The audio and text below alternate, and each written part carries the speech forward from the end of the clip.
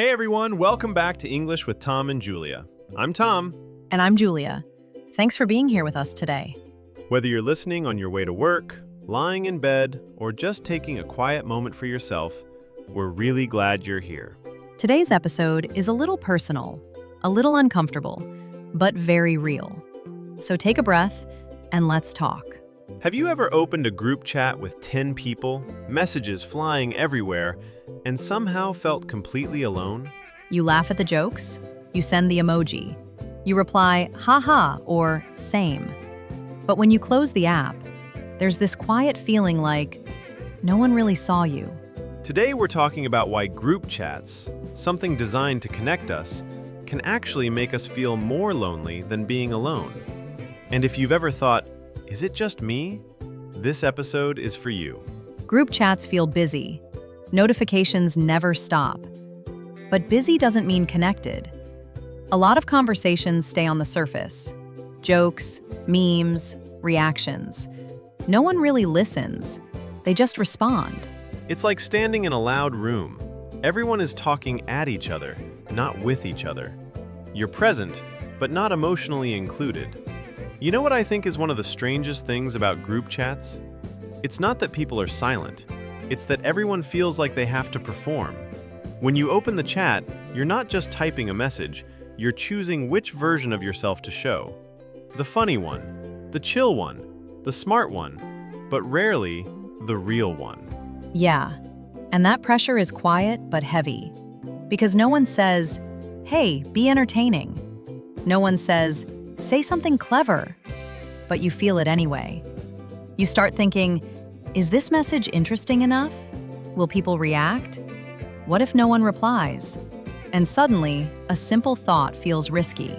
And the irony is, everyone else in that chat is probably feeling the same thing.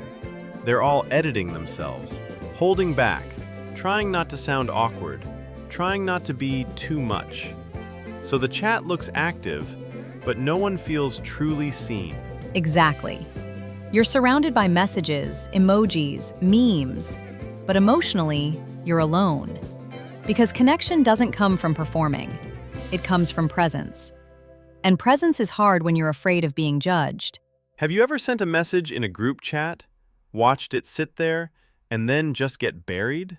No replies, no reactions, nothing. It's not dramatic, but it hurts more than we admit.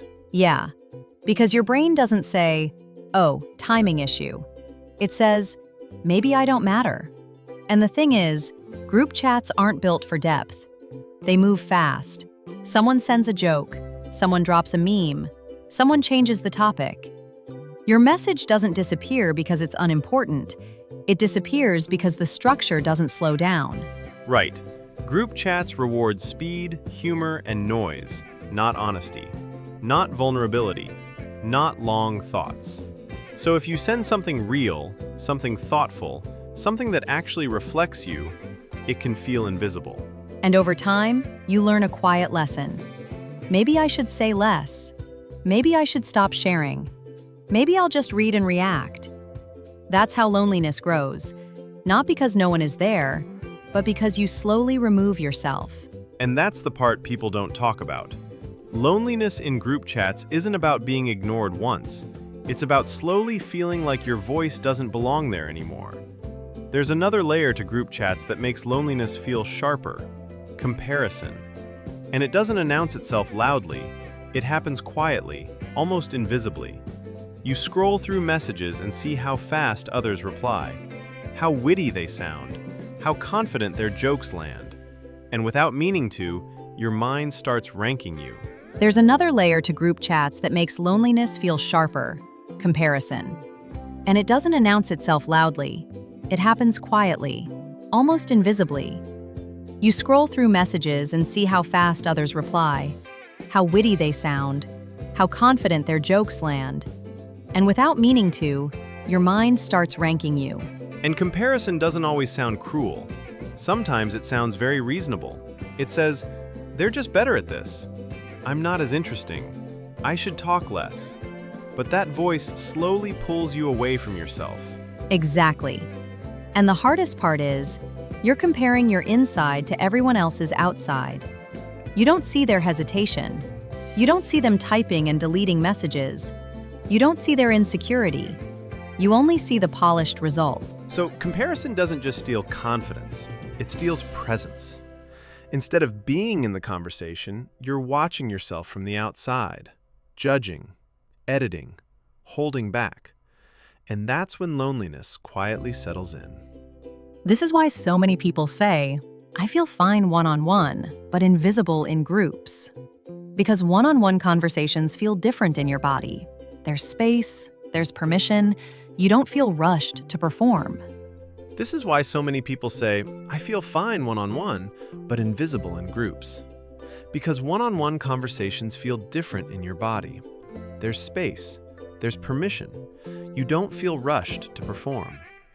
Yeah, in a one-on-one chat, you don't need to compete for attention. You don't need to be funny right now. Silence doesn't feel awkward, it feels human.